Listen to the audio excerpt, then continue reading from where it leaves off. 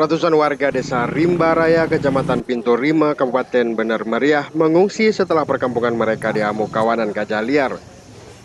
Selain merusak lahan pertanian, kawanan gajah liar yang diperkirakan puluhan ekor tersebut juga merusak rumah warga.